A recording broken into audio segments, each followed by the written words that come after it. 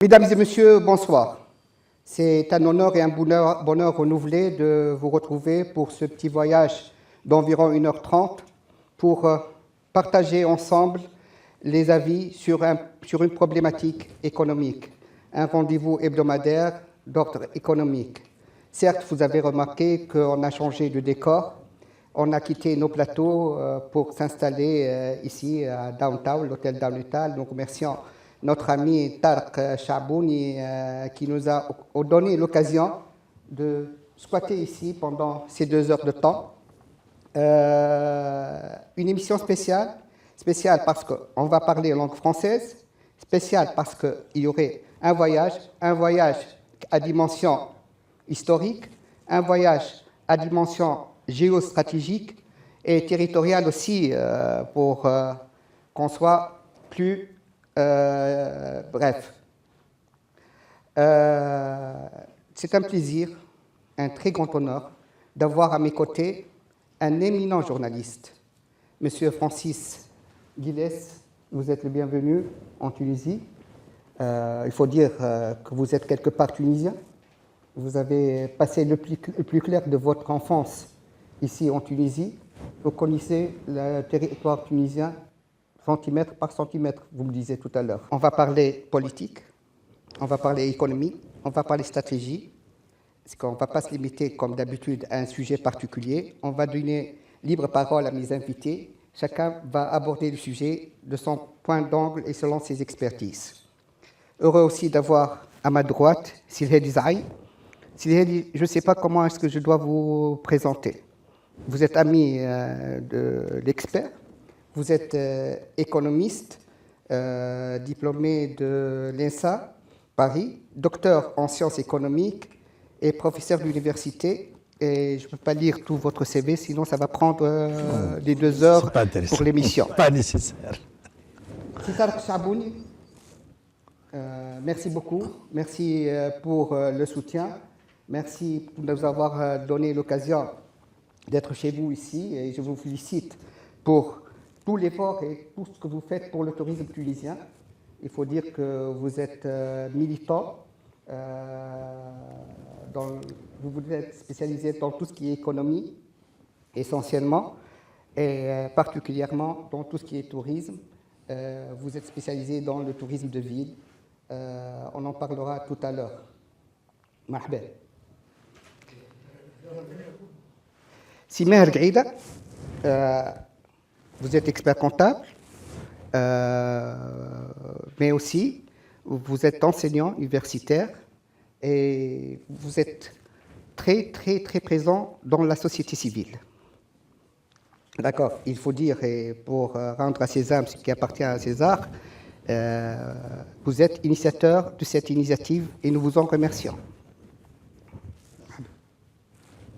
Silafa, oui. Je suis chanceux de vous avoir aujourd'hui avec moi, sincèrement. J'ai suivi presque l'ensemble de vos interventions. Si je vais me confier à ce qu'on m'a présenté ici, vous êtes chercheur, anthropologue associé au laboratoire CITRES à l'université de François Roblet. Vous êtes architecte urbaniste, ça je ne le savais pas. Oui. C'est un visage médiatique très reconnu. Marhaba bik. Donc, Madame Raouda Gafrache, au fait, elle vient de nous sauver la face parce que, au fait, quand on préparait cette émission, c'était masculine, une émission. Et là, on s'est rattrapé. Merci beaucoup, Madame Raouda Gafrache, ingénieure hydraulique, docteur en sciences de la terre, spécialiste de la gestion et de la gouvernance et marhaba bik. De l'eau. De l'eau, surtout de l'eau, voilà. Voilà. Alors, je commence avec notre invité, Monsieur Francis.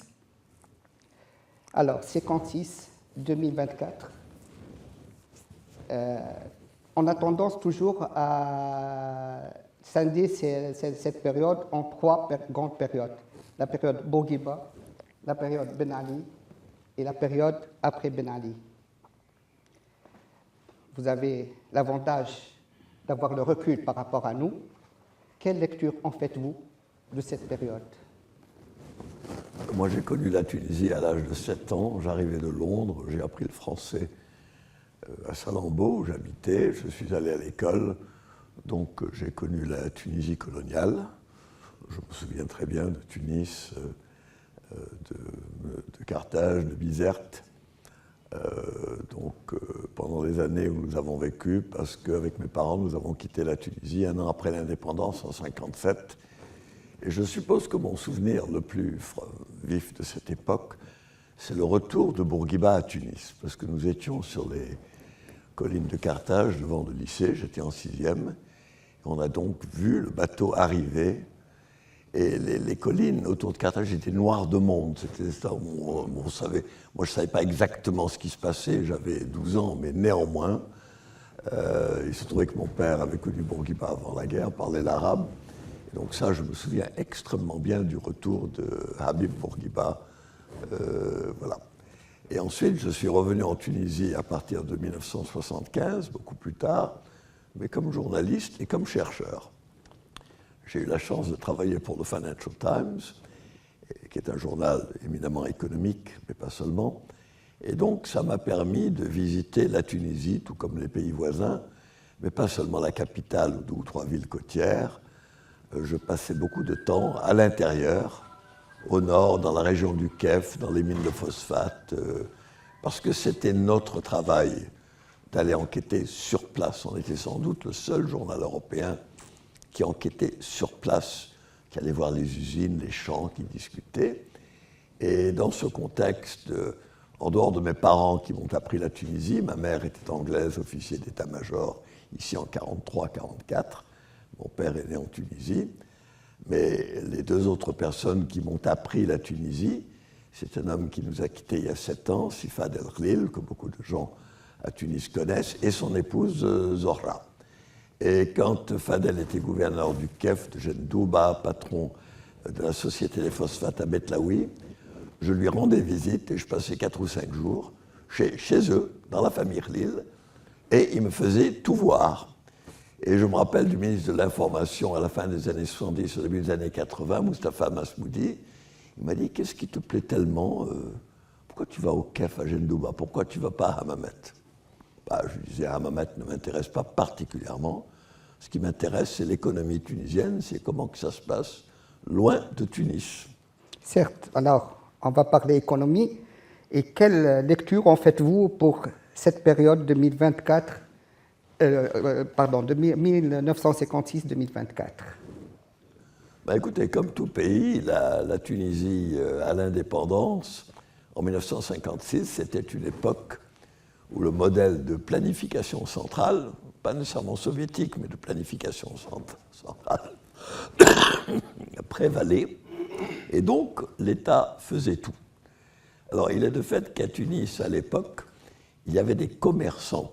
Il y avait de grands commerçants qui ensuite sont devenus industriels, mais il n'y avait pas vraiment d'industriels. Donc l'État a tout fait. Mais il y a 2 ou 3 problèmes qui se sont posés. Et pour moi, l'un des problèmes clés, parce que c'est la Tunisie d'aujourd'hui, c'est ce qui est arrivé à l'agriculture. C'est un pays dont la base est agricole, quoi qu'il ait pu arriver par la suite dans le domaine du tourisme et de l'industrie. Or, l'Union des agriculteurs tunisiens avait pris position en faveur de l'opposant de Bourguiba, Salah Ben Youssef, et le président ne leur a pas pardonné. Et puis, il y avait les terres françaises, les terres de colons français qui ont été nationalisées et confiées à des coopératives qui n'ont jamais vraiment donné grand-chose. Et ce pays n'a jamais eu, à mon sens, depuis son indépendance, une politique agricole. Or, une politique agricole, ça veut dire former des gens. Les gens qui travaillent la terre dans ce pays, autant que je sache, n'ont pas de statut juridique. Les terres sont morcelées parce qu'avec les héritages, donc on a un problème de morcellement de terre. Je sais que c'est une affaire très compliquée, mais elle n'a jamais été adressée. Aujourd'hui, vous avez le problème de l'eau, c'est toujours posé. Mais avec le changement climatique, il est clair que le problème s'aggrave en grand dans toute la région, et d'ailleurs même en France ou en Espagne. Bon. Donc la question de l'agriculture, les gens qui travaillent la terre sont âgés, sont souvent des femmes. Et moi, j'ai vu ça arriver devant mes yeux. Alors, dans les années 70 et au début des années 80, et grâce à Sifad el-Khlil, j'ai compris que l'État faisait quand même un effort. C'est-à-dire que la côte avait été développée pour commencer, ce qui était tout à fait normal, puisque c'était des régions plus ouvertes, plus éduquées, c'était plus facile. Le tourisme, bien évidemment, c'était la côte.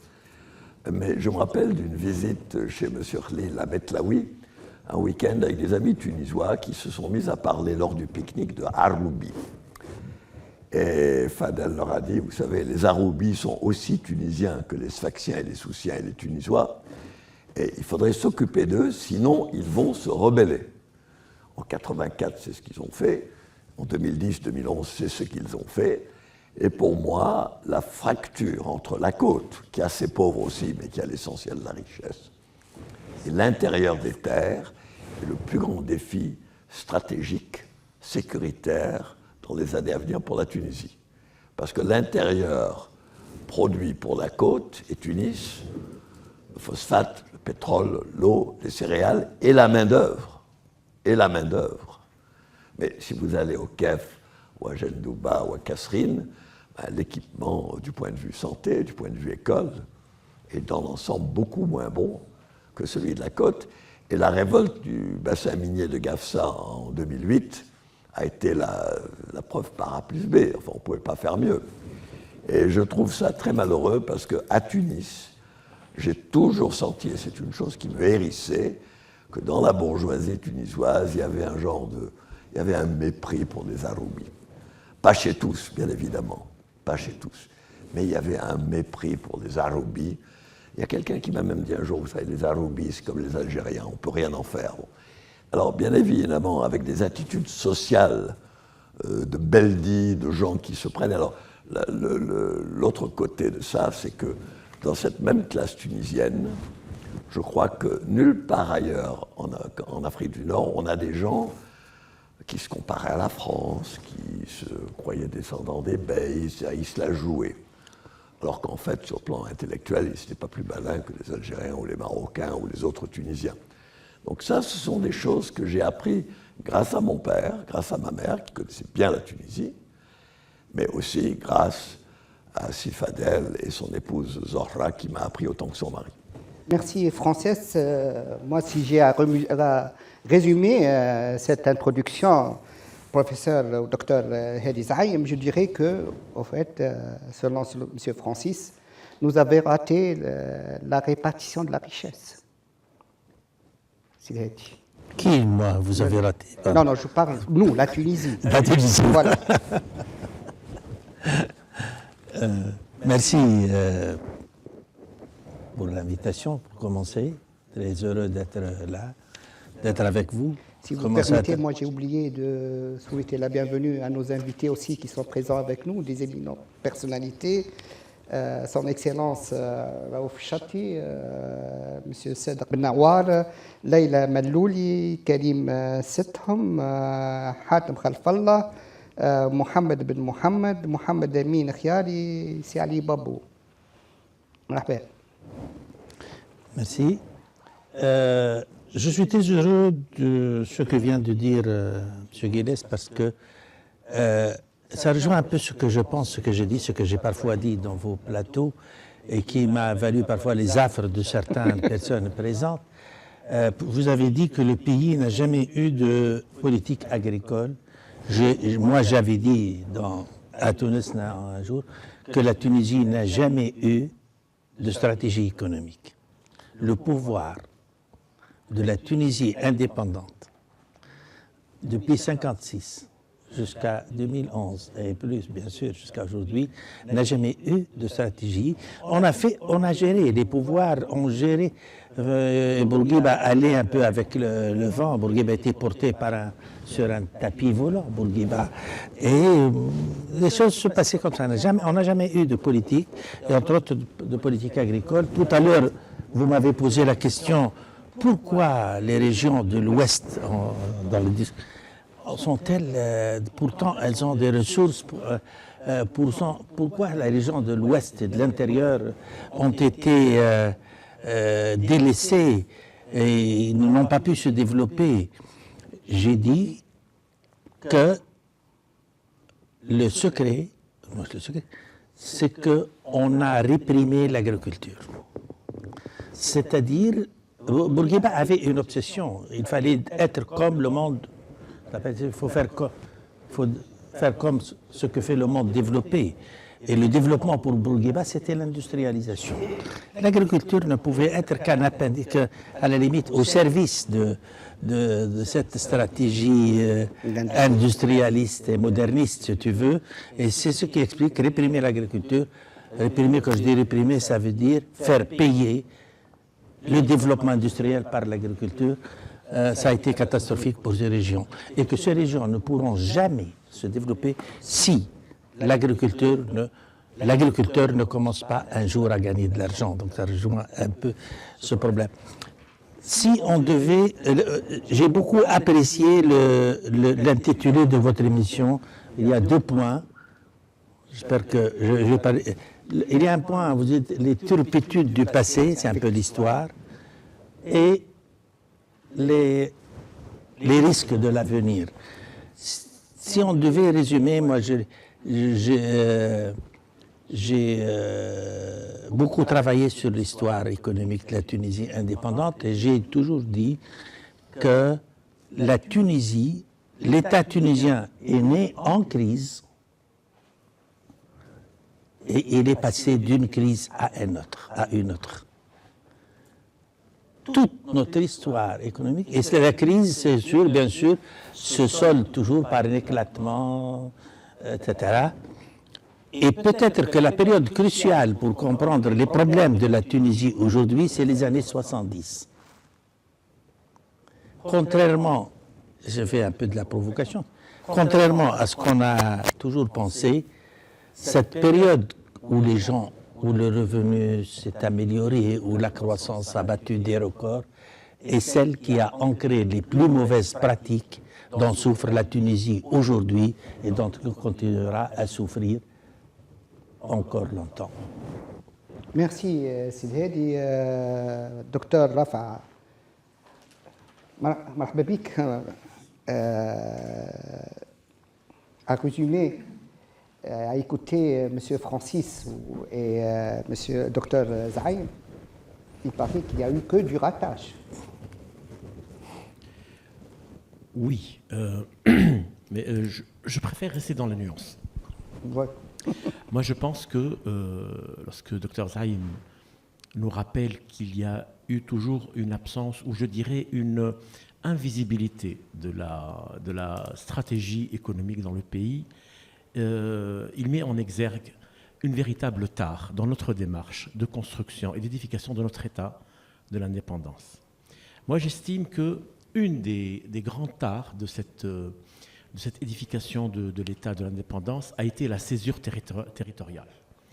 Nous sommes dans un pays où, il faut le reconnaître, depuis le temps de la course, ça date à peu près du XVIe, XVIIe siècle, le pays qui était concentré sur son intérieur. N'oublions pas que c'est Kairouan, Sbaïtla, qui étaient à l'origine les zones de richesse et de pouvoir de ce pays. Et puis on se retrouve avec la course dans une sorte d'accumulation de la richesse sur la côte, sur la façade littorale du pays. Et donc, cette césure territoriale a été enracinée dans la réalité, avec le fait urbain, avec les grandes infrastructures, par le colonialisme, qui a fait de sorte, justement, que notre pays prenne cette forme. Et là, je rejoins totalement Dr Zaïm lorsqu'il dit que c'est dans les années 110 que ça a commencé. Et que cet écran de fumée qui était une sorte de réussite économique nous a fait comment dire, disparaître les véritables lectures réalistes du pays. Je m'explique. Qu'est-ce qu'elle a édifié, la France? Elle a édifié une économie qui est extractive à l'intérieur du pays. Lorsqu'on dit l'Ouest, non. Quand on dit l'intérieur du pays en Tunisie, l'Interland en Tunisie commence 10 km à partir de la côte. À partir de 10 km, vous êtes déjà à l'intérieur du pays. Kondar est à l'intérieur du pays alors qu'elle est 8 km. Voilà, à quelques pas de la côte. Donc, il y a une économie extractive à l'intérieur du pays, de l'eau, par exemple, du phosphate, du blé, etc. Et il y a une politique économique d'accumulation sur le littoral. Et ça a créé un sentiment de très profonde frustration. Parce que les gens ne comprennent pas pourquoi on fait tant d'efforts dans ce pays, à l'intérieur du pays, et il n'y a absolument aucune forme de réaction de la part de l'État, alors qu'on a vu, en fait, pendant toute la période qui est passée, la résilience dans ce pays a été à l'intérieur. On sort quand même de Covid. Et pendant Covid, qu'est-ce qu'on a remarqué? Ce ne sont pas les grands leviers de l'économie qui ont tenu le coup. Ça a été justement ce pays profond, ces jeunes femmes qui travaillent dans les champs, qui nous ont permis de survivre et de passer le cap. Mais je me dis aussi, ne soyons pas très durs avec la Tunisie. Il y a eu une globalisation dans laquelle nous n'étions pas intégrés de manière préparée. Elle nous a été imposée et elle était extrêmement violente. Et en plus de tout ça, moi je pense que maintenant c'est toute la planète qui est en phase de transition. Depuis la sortie de Covid, la guerre en Ukraine, ce qui se passe aujourd'hui à Gaza, ce mouvement qu'on a vu à travers le monde, qui est une lame de fond, qui va remettre en cause tout ce qu'on a vu jusqu'à aujourd'hui comme paradigme de la gestion politique. Et je pense que dans cette phase de transition, seule l'intelligence tunisienne, ce véritable pouvoir que nous avons ignoré pendant si longtemps, cette véritable richesse et ressources du pays, je pense qu'elle doit être mise en marche, qu'elle doit être aidée afin qu'on trouve des solutions. Parce que ça va être la transition de toute la planète. Mais dans cette transition, il y aura des gens qui vont prendre le train et d'autres qui vont le rater. Merci, docteur Rafa Simeher. Si je vais une translation, donc, au fait, on parle de navigation à vue, d'absence de vision, d'absence de stratégie, et même si on a des plans, on n'a jamais eu une vraie planification. Je vous remercie d'abord pour cette émission, qui est une émission de fond où on a le temps de discuter des choses de fond. Alors, si Rafa et Francis me tendent la paix avec M. Hedi, là, effectivement, nous avons une accélération qui se fait. Cette accélération est mondiale. Et l'accélération ne s'est pas faite hier ou il y a 50 ans. C'est une accélération qui remonte à des siècles en arrière. C'est-à-dire que l'humanité connaît des phases d'accélération. Et je dis toujours, le monde, la biologie du vivant, connaît une lame de fond qui est connue. Nous allons vers plus de vélocité, nous allons vers plus de complexité. Et aujourd'hui, nous allons encore, rajoutant une autre variable, nous allons vers plus de rareté. Les accélérations qui ont existé au niveau du reste des peuples du monde, il y a 3 transitions essentielles qui ont été réalisées. La transition démographique, la transition agricole et la transition industrielle. Quand la Tunisie postcoloniale arrive, il fallait qu'elle gère ces aspects-là, puisque les autres pays développés avaient déjà géré ça. Mais que nous avons accusé des retards, entre autres, parce que nous avons été colonisés pas par les Français, nous avons d'abord été colonisés par les Turcs, par les Hosseinites, qui, eux, en fait, n'avaient pas négocié la révolution industrielle et qui nous avaient mis à la marge des révolutions et qui n'avaient pas géré la transition démographique. Et auquel cas, Bourguiba, quand il vient, il se retrouve, moi je suis issu d'une famille de 8 enfants, il se retrouve avec des familles avec un taux de fécondité de 6 enfants par femme, et il se retrouve avec une élite qui est pratiquement inexistante. Hein. Regardez combien il y avait de lettrés en Tunisie. Moi je me rappelle à l'IHEC en 87, nous n'avions pas de prof de comptabilité, nous n'avions pas de haut cadre. Et Bourguiba disait, voilà, il faut qu'on chante la transition agricole, c'est pour ça qu'il n'a pas investi beaucoup, allons directement vers la transition industrielle.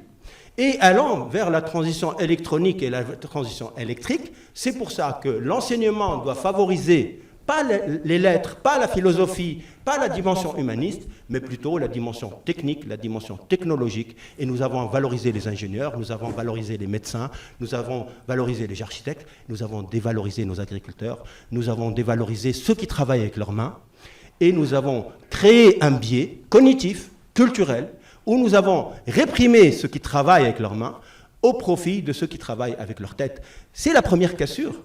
Et ça, nous en payons le prix aujourd'hui. Et c'est pour ça qu'économiquement, nous avons eu disons, pas véritablement de culture économique, de stratégie économique, parce que la culture économique n'existait pas dans notre élite et qu'il fallait la créer. Et donc, nous payons les prix de ce retard-là. Et ce que je veux dire également, c'est le système que nous avons hérité, que Bourguiba trouve, ou que les régimes en place trouvent, c'est une économie de rente. C'est une économie de privilèges. Cette économie où certains groupes mettent la loi à leur disposition pour bloquer le système en leur faveur. Aujourd'hui, le système est bloqué et verrouillé par la loi. Il est verrouillé par ceux qui savent accéder à la loi et la manipuler à leur intérêt.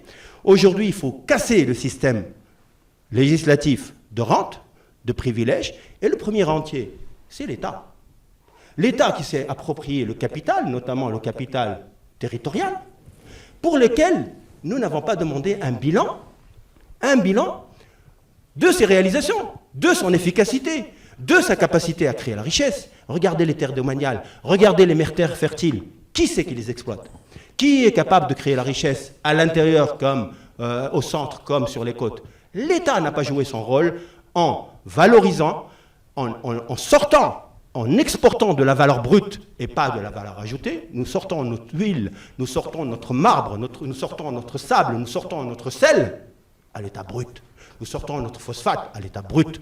Monsieur l'État, vous avez la responsabilité de laisser la valeur ajoutée en Tunisie et pas de nous laisser la pollution et pas de nous laisser l'assèchement de nos nappes phréatiques pour aller vendre vos produits à 3 fois rien. Et je veux conclure. Quand vous faites une planification, n'oubliez pas que nous, en tant que peuple, on se doit de vous demander un bilan. Vous n'arrêtez pas de nous faire des plans. Vous n'arrêtez pas de nous faire des stratégies. Quel est votre bilan? Dites-nous pourquoi vous n'avez pas réussi à réaliser vos objectifs. Dites-nous pourquoi vous avez fait plus que... Aujourd'hui, nous n'avons pas une analyse de toutes les stratégies qui ont été faites. Et malheureusement, nous sommes un pays en amnésie constante. Le régime qui vient efface ce qu'il est venu avant lui. Mais c'est une constante historique de la Tunisie. Nous n'avons pas valorisé nos anciens. Nous n'avons pas valorisé notre histoire. Nous n'avons pas valorisé nos archives. Nous n'avons pas valorisé nos compétences qui existent déjà. On croit qu'il faut réinventer à chaque fois. Chaque gouvernement qui vient, il efface ce qui vient avant et on reprend à zéro et à zéro et à zéro. On tourne en rond. Merci, Simer. C'était très enrichissant. Madame Gaflache, je crois que tout le monde ici est d'accord. Le secteur agricole a été certes délaissé, mais je me rappelle que 5-6 ans auparavant, on était dans un plateau à Tunis et vous disiez que non, il n'y a pas de ratage, mais il y a une production agricole, mais c'est l'Occident qui en profite. Merci beaucoup, Sir Abdeltif, pour l'invitation. Je suis très contente d'être parmi vous. Je partage beaucoup de choses qui ont été dites, mais j'ai une petite nuance par rapport à ce qui a été dit avec mon recul d'expert ou de spécialiste dans le domaine de l'eau. Après, je ne vais pas faire une lecture rétrospective de ce qui s'est passé parce que je ne dispose pas de tous les éléments, malheureusement, mais je vais regarder ça du point de vue climat et prédisposition du pays en termes de ressources. Que voulez-vous faire dans un pays où on sort d'une colonisation et que le peuple ne sait faire que de l'agriculture à l'époque et que l'agriculture n'était pas à Sousse? Elle était à Gendoub, à Beige, les gens faisaient la culture des céréales et il y avait l'olivier. Je me trompe peut-être, mais il n'y avait pas de culture importante de certains légumes qu'on a maintenant, les fruits qu'on a maintenant, etc. Et donc la première chose qu'un pays devait faire, c'est d'essayer de produire avec la main-d'œuvre qui existait à l'époque, qui est l'agriculture, l'agriculteur. Et donc, la première chose que l'État a dû faire, c'est mobiliser l'eau. Si on veut irriguer, il faut ramasser l'eau de quelque part, la stocker quelque part, pour pouvoir produire avec cette eau.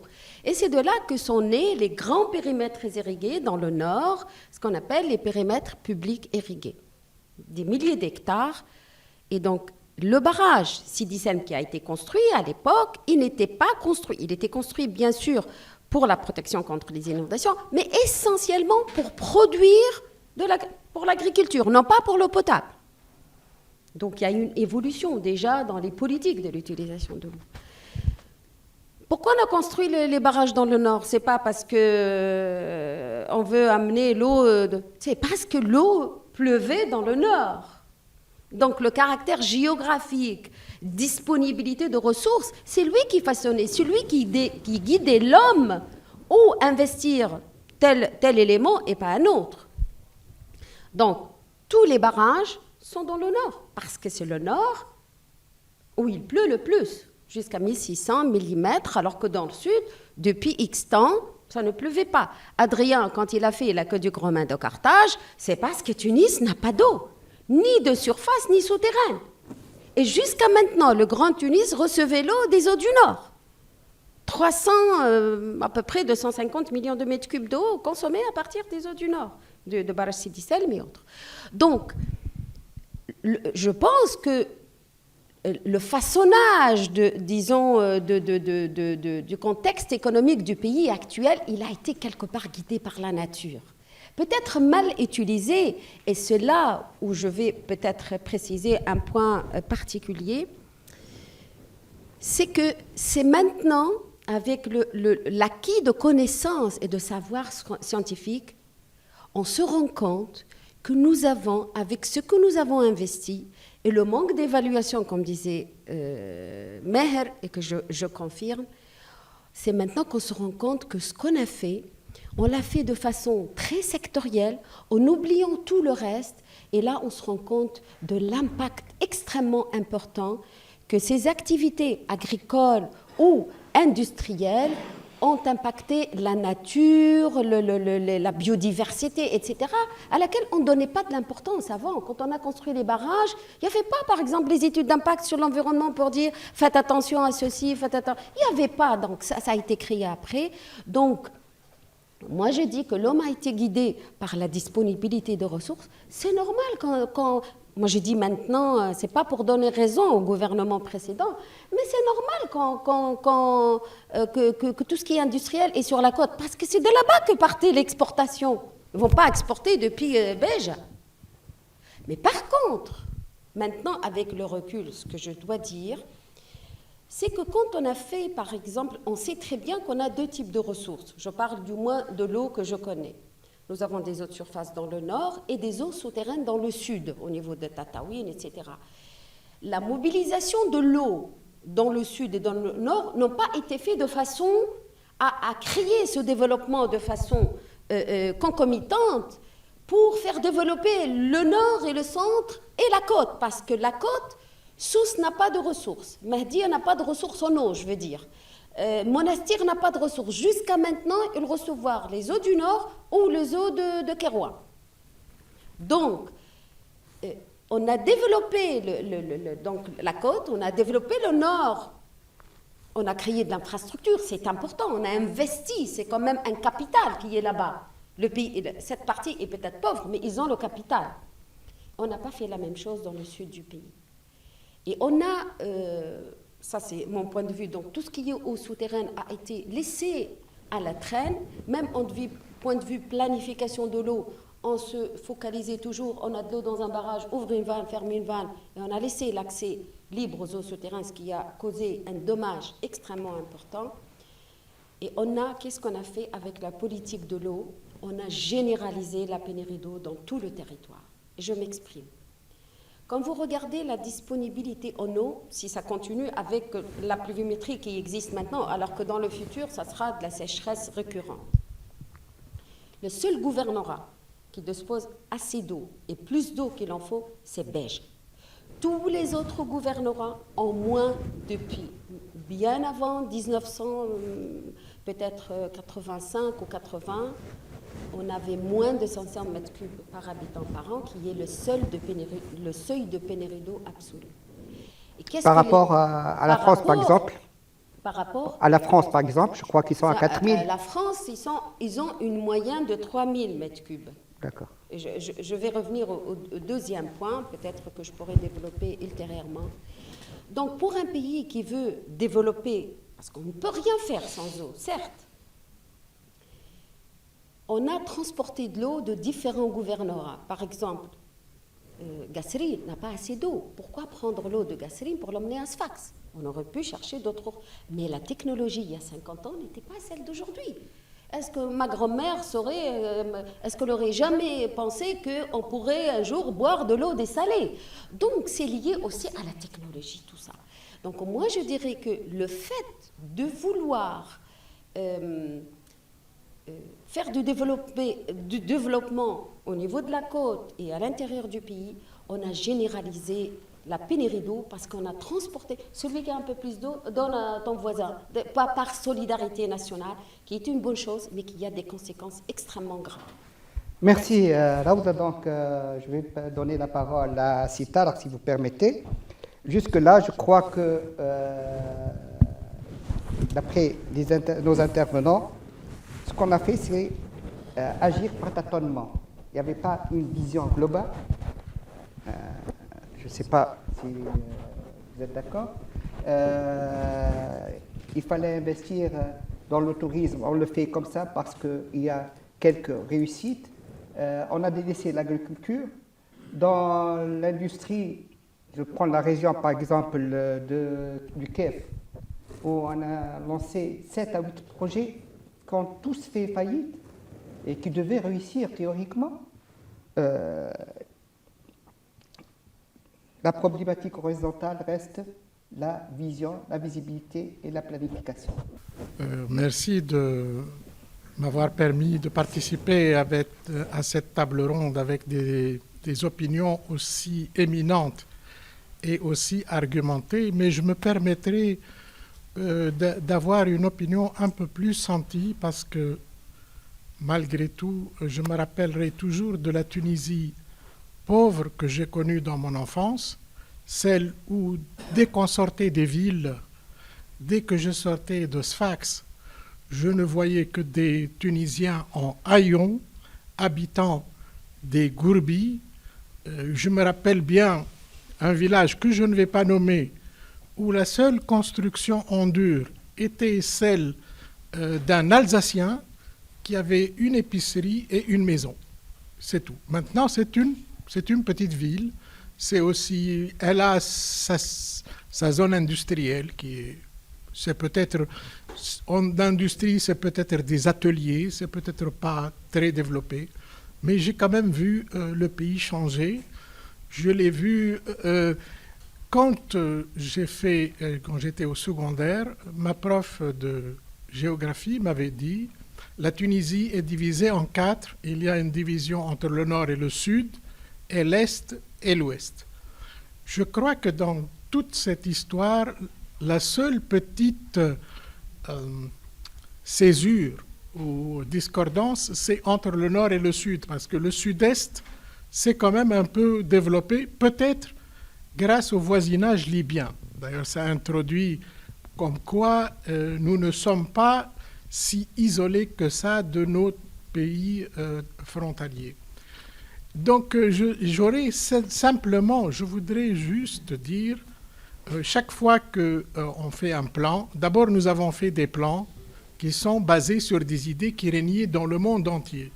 Et il y avait, curieusement, la même idée du point de vue capitaliste que du point de vue des socialistes.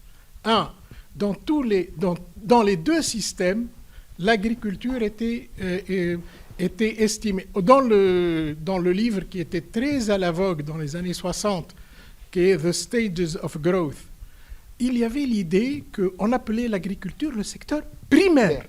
Et après, l'industrie, le secteur secondaire, et les services, le secteur tertiaire. Donc, c'était comme de la géologie. Ça, c'est le quaternaire, ça, c'est le tertiaire, et ça, c'est le secondaire.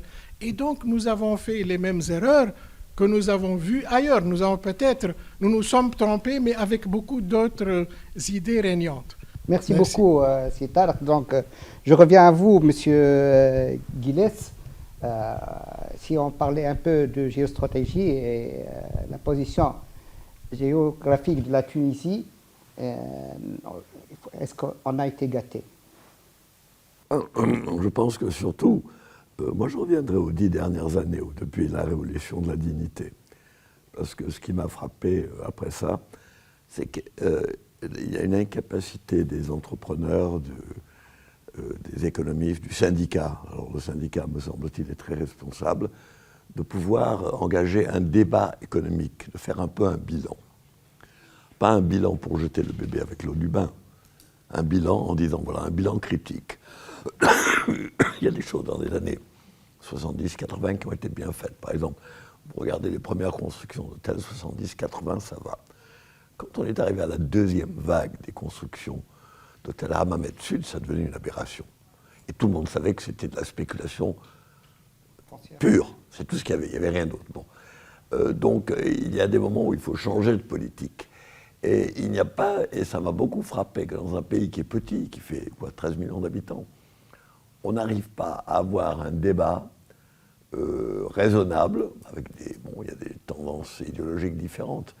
Moi, j'ai essayé de convaincre certains à Bruxelles de financer ça, parce que je voulais organiser une table ronde qui soit, pas avec 36 personnes, mais 2 tiers de Tunisiens, 1 tiers d'Européens, l'accrocher à 1 ou 2 universités tunisiennes, européennes, tout ça, et puis faire un débat qui aurait été en français ou en anglais, mais doublé en arabe, pour que tout le monde ait accès, parce que c'est ça le grand problème pour moi, c'est que les élites se parlent entre elles. C'est ce qu'on est en train de faire là. Voilà. Au moins qu'on parle dans la langue du peuple, je veux dire, c'est pas une question. Et d'avoir un débat où des gens puissent confronter leurs idées, et comme je l'ai fait en Espagne il y a quelques années, à la demande du ministre des Affaires étrangères en 2007, j'ai monté une conférence, mais bon, il y avait le plein appui de l'État espagnol, sur le coût du non-Maghreb. Qu'est-ce que ça coûte au Maghreb d'avoir des frontières fermées en termes de commerce et d'investissement? Qu'est-ce que ça donnerait s'il y avait des projets communs, Algéro, Tuniso, etc., etc. Et là aussi, il y a des choses qui étaient délicates à dire pour des Maghrébins, donc on a choisi des Européens pour les dire, parce que comme ça, ça gênait personne. Et il y a eu des tas de débats, mais très désordonnés. Les gouvernements et les présidents successifs, certainement, n'ont rien fait. De ce point de vue-là, c'était l'opacité totale. Et pourtant, on savait que le modèle... Effectivement, vous m'excuserez, Ilyes, parce que j'ai une petite remarque à faire. En 2004, le journal L'Expert a invité Robert Mendel, prix Nobel en économie. Et depuis, il y a un chiffre qu'on retrouve de partout, c'est 2 points de croissance qu'on a perdus à cause du non-Maghreb. Oui. Les 2 points de... Oui, non, mais c'est sans doute plus. C'est sans doute plus. Donc, il n'y a pas eu ce débat, il n'y a pas eu ces débats. Et c'est un sujet de perplexité parce que la Tunisie a des élites, a des économistes. Pas tous les hommes d'affaires ne sont fréquentables, mais enfin, il y en a beaucoup qui ont fait du très bon travail. Il y a des universitaires, il y a... là, je pense que ce qui m'a frappé, c'est l'attitude de l'UGTT. Mais là, bien évidemment, quand j'ai dit à M. Khalil, pourquoi est-ce que l'UGTT ne prend pas la tête de quelque chose comme ça? Il m'a dit, tu sais, ça fait 20 ans qu'ils ont perdu tout repère intellectuel ou politique. Alors ne t'inquiète pas, Bondon, parce que le syndicat pouvait, il fallait mettre tout le monde dedans. Et vraiment discuter, de dire, voilà, on ne va pas dire que tout a été mauvais, parce que, comme vous l'avez dit, tout n'a pas été mauvais. Mais il y a des choses qui auraient dû être changées à certains moments. On a fait ça, la loi de Tijani Chiali en 72, elle avait une logique. Ensuite, il fallait continuer. Bon, mais qu'est-ce qu'on fait? Dans quel secteur on vise? Parce que, entre autres, le monde a changé. Pas seulement la Tunisie, c'est que le monde des années 70, 80, 90 changeait déjà vite. Aujourd'hui, il change encore plus vite. Mais ce qui était frappant, c'est que... Alors là, la Banque mondiale est aussi responsable, parce que à la veille du soulèvement, il y avait ce qui était affiché sur les écrans de la Banque mondiale sur la Tunisie. La Tunisie est l'élève modèle de toute l'Afrique et de tout le Moyen-Orient. Alors c'est une thèse qui a été complètement démolie par un chercheur libanais qui enseigne à Londres, Gilbert Achkar, dans un livre qui s'appelle « Le peuple veut ». Il a montré que les chiffres de la Banque mondiale étaient faux. Soit ils étaient truqués, soit ils étaient faux par erreur, simplement par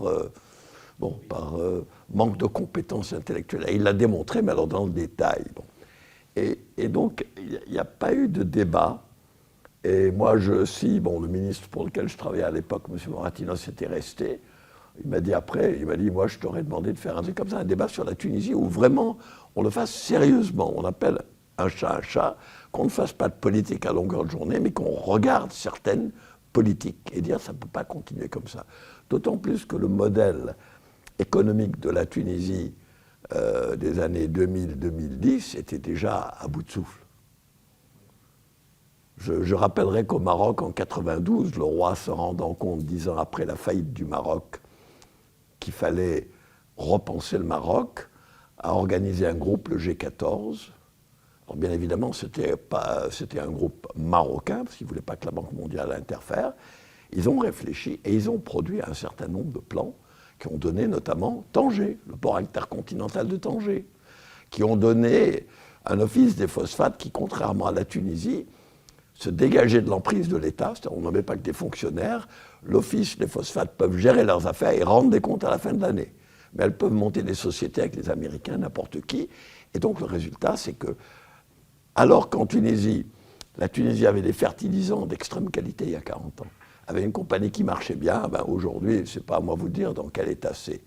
Et au Maroc, on se retrouve avec une compagnie qui était la Belle au Bois dormant il y a 20 ans, et qui est devenue un jour international. Ce sont des questions de décision politique. Si Rafa, alors, on n'a pas su repenser notre économie, et du moins, on n'a pas su capitaliser sur les quelques réussites qu'on a eues. Oui.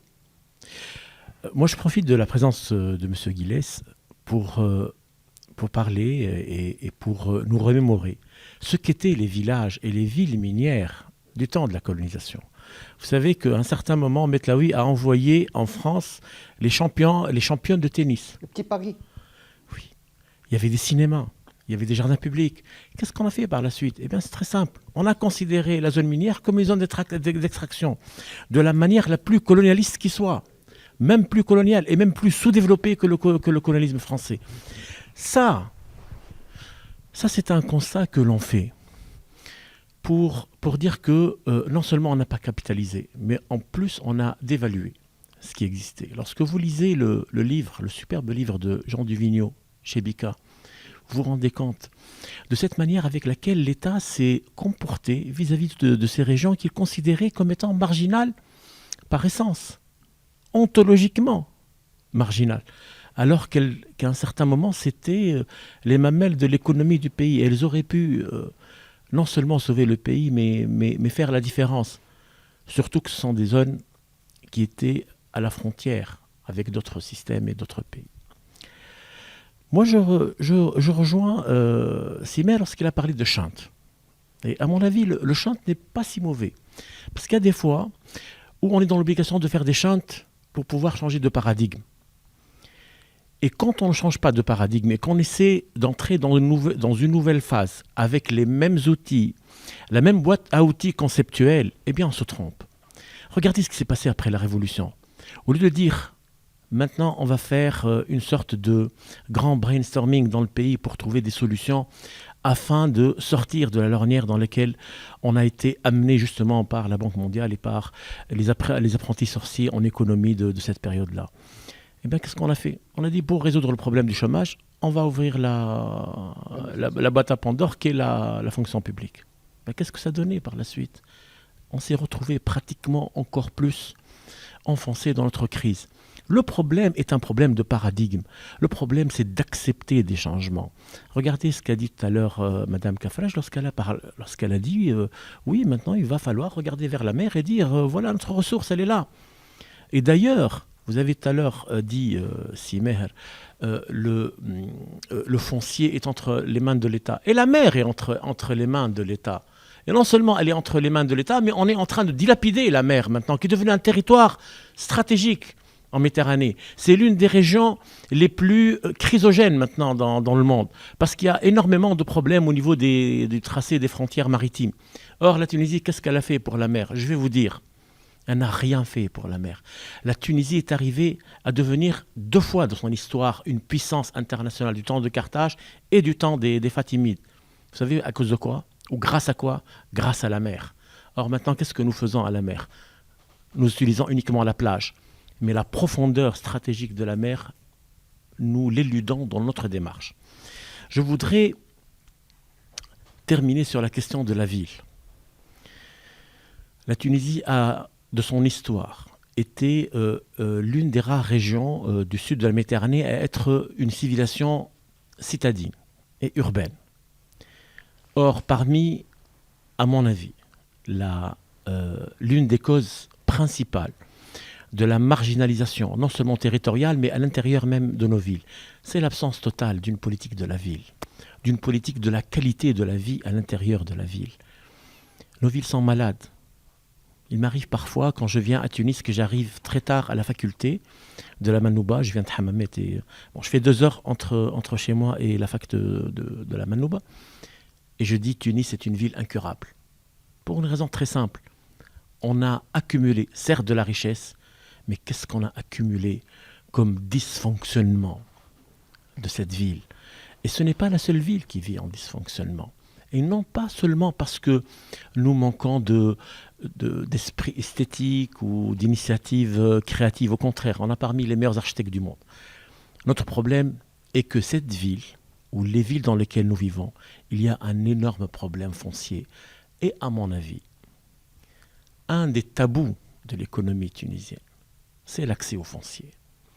On ne le dit pas assez, mais le véritable capital en Tunisie n'a pas été utilisé dans sa grande majorité dans l'acquisition de savoir, de nouvelles technologies, d'une nouvelle économie industrielle, etc. Ça a été aussi dans l'accumulation du foncier. Pourquoi? Parce que le foncier en Tunisie est un levier de pouvoir. Rien qu'à voir les domaines de l'État. Exactement.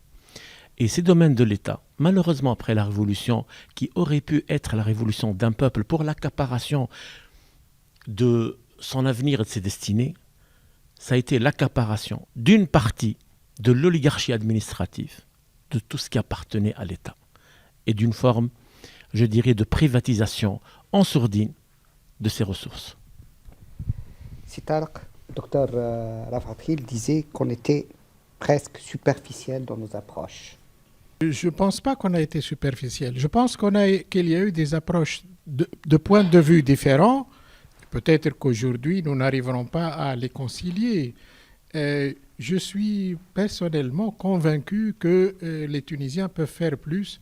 Je dirais en négociant plus, parce que ce pays que mon ami Rafa a dit qu'il était urbain a aussi une longue tradition aussi de négociation et de compromis.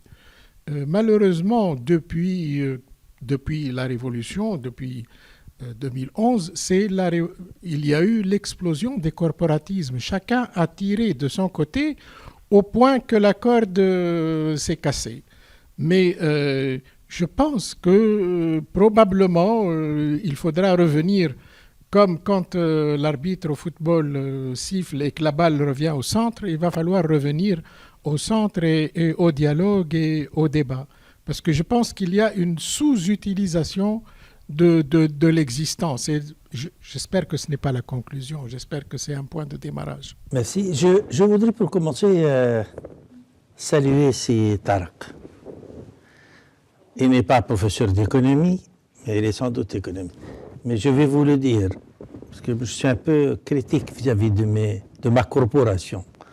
Vous réfléchissez et parlez mieux des questions économiques que beaucoup d'entre nous, qu'une grande partie de nos économistes et dont je fais partie. Vous avez dit justement, je m'accroche, nous avons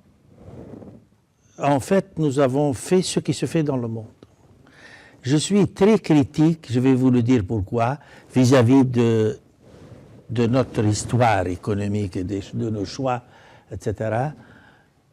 Mais je dis toujours, si j'étais à la place de Vladimir, j'aurais fait la même chose.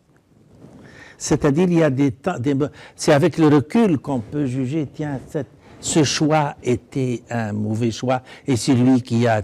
Mais si, probablement, à ce moment-là, si c'était moi le responsable, je vous le dis, j'avoue que j'aurais fait la même chose. Bien. Probablement, parce que j'étais de gauche, je me suis bien sûr, entre-temps, j'ai changé, mais je vous dis que je crois que malheureusement, je suis un peu revenu à la gauche. Et si vous me demandez, mais entre parenthèses, je suis profondément anticapitaliste. Être anticapitaliste, ce n'est pas être contre l'économie de marché ni contre la libre entreprise, mais entre la logique. C'est une longue... Pragmatique. Ça veut dire, vous savez, la nature du capitalisme, c'est cette accumulation effrénée du capital physique. J'ai un téléphone 4G, il faut qu'il y ait la 5G, il faut casser tous les téléphones 4G.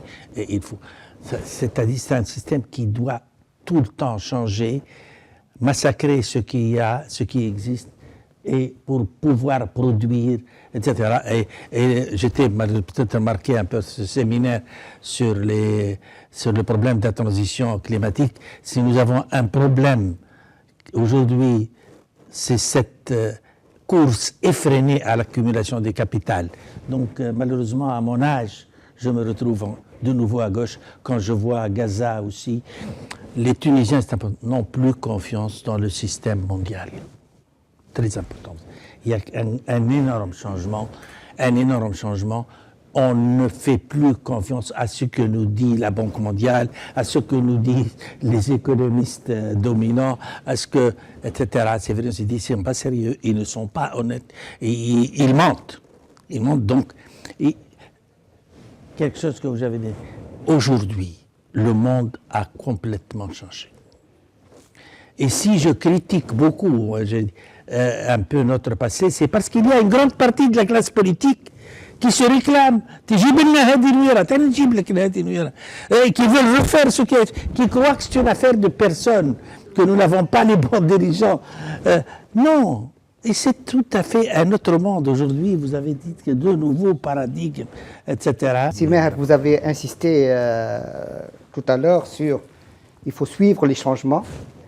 Et ma conviction personnelle, c'est que nos politiques ne sont pas conscients du changement. Nos politiques parlent peu de changement.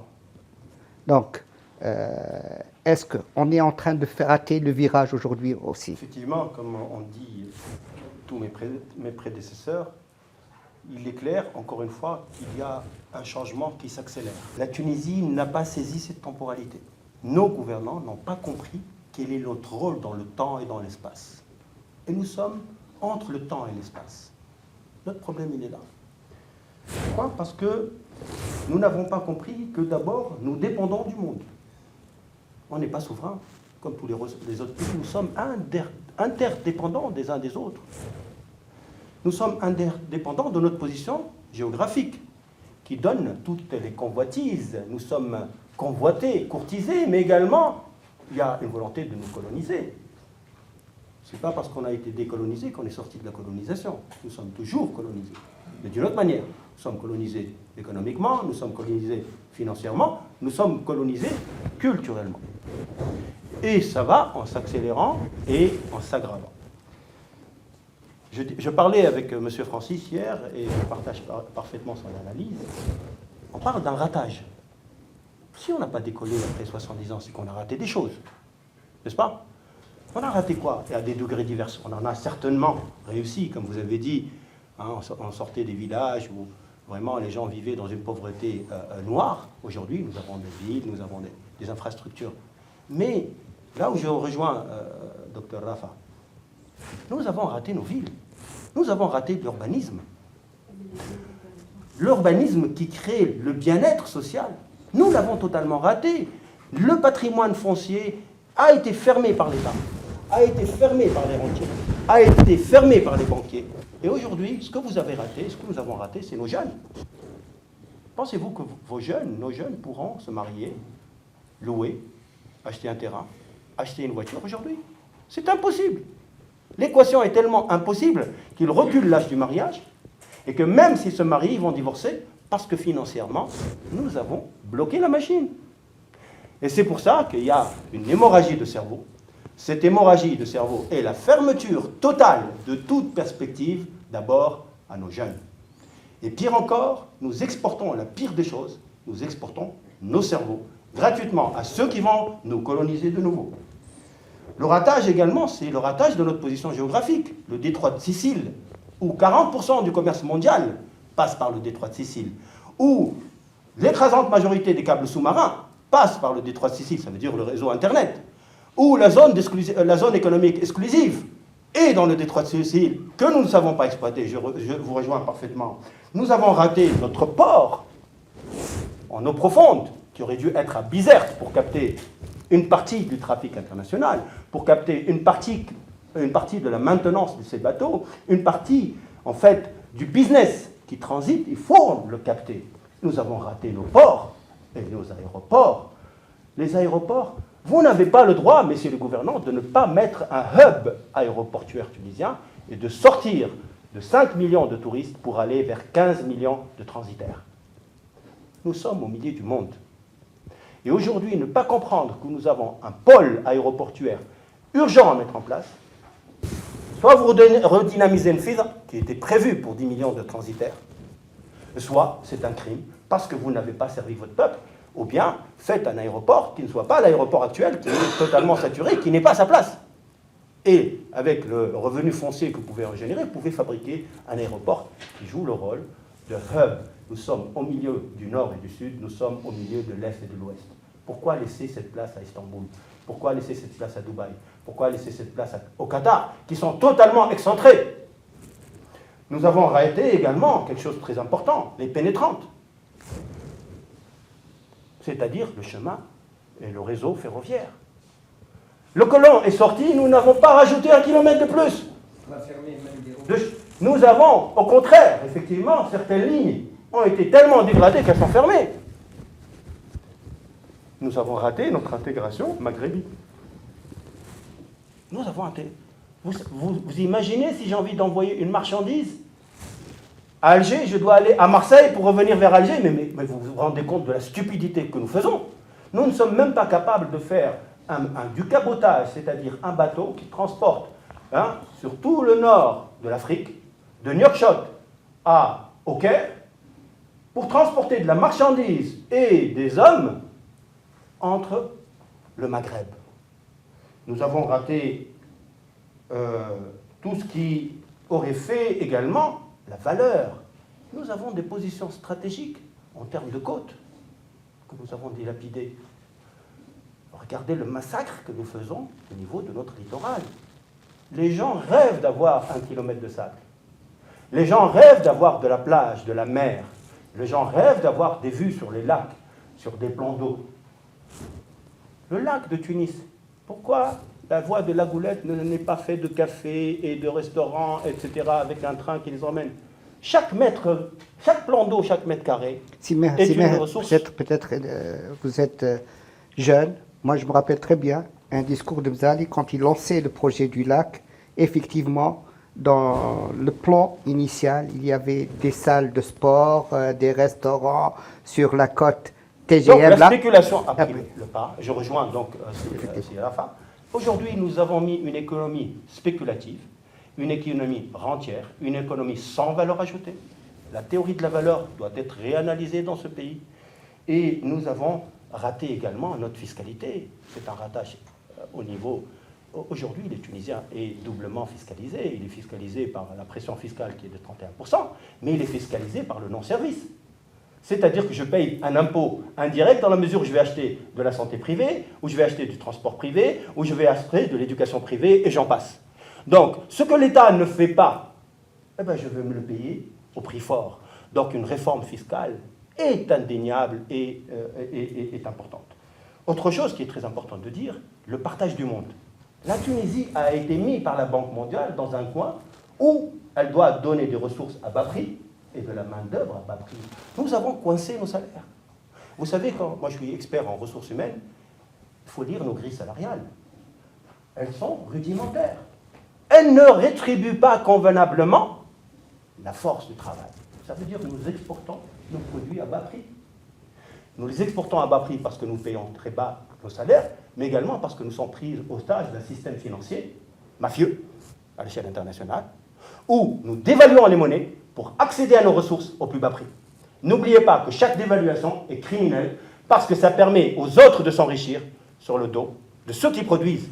Et enfin, je voudrais finaliser en disant, faites attention, le débat n'est pas gouvernemental, le débat n'est pas humain, le débat est institutionnel. Nous devons mettre en place des institutions citoyennes. Moi, je vais vous inviter à une petite pause de quelques minutes pour assurer quelques annonces commerciales. C'est notre gagne-pain, bien sûr. Par la suite, on donnera l'occasion à nos chers invités d'intervenir. Donc, une pause et on revient.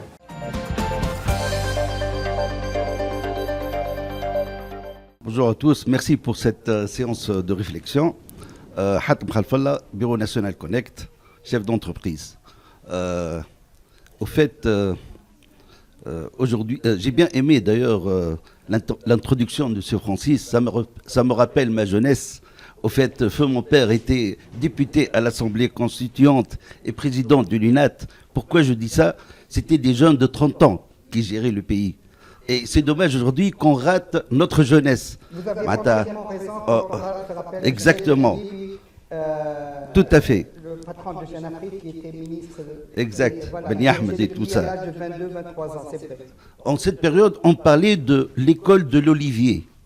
Et aujourd'hui, on continue à vendre notre huile d'olive en vrac. C'est bien dommage. On a raté la coche. À propos des villes, etc. Moi, je trouve que des plans d'aménagement du territoire qui traînent pendant des années et des années, c'est normal qu'aujourd'hui, on trouve des villes mortes et non vivantes. Le citoyen a besoin de bien-être. Ailleurs, en Occident, on trouve un petit patelin, on trouve le café, le restaurant, le cinéma, etc. C'est bien dommage qu'on a raté nos villes. Bon, la faute, c'est pas seulement à l'État. Au fait, c'est au privé. On parlait de développement régional. Au fait, il y a des régions assez riches. Mais c'est le privé qui peut développer sa région. Il y a des régions, les gens sont assez riches, mais ils investissent ailleurs. Ils partent vers Tunis, ils partent vers Sousse, et ils laissent leur ville. Et là, c'est bien dommage. Notre erreur en Tunisie, on laisse les choses traîner et on ne prend pas de décision rapide. Exemple, l'énergie renouvelable. Aujourd'hui, on importe 70% du gaz pour produire de l'électricité. On a parlé de 30% d'énergie renouvelable. Aujourd'hui, on est à 3%. Pourquoi on a raté cette occasion? On parle de tourisme et on bloque notre aérien.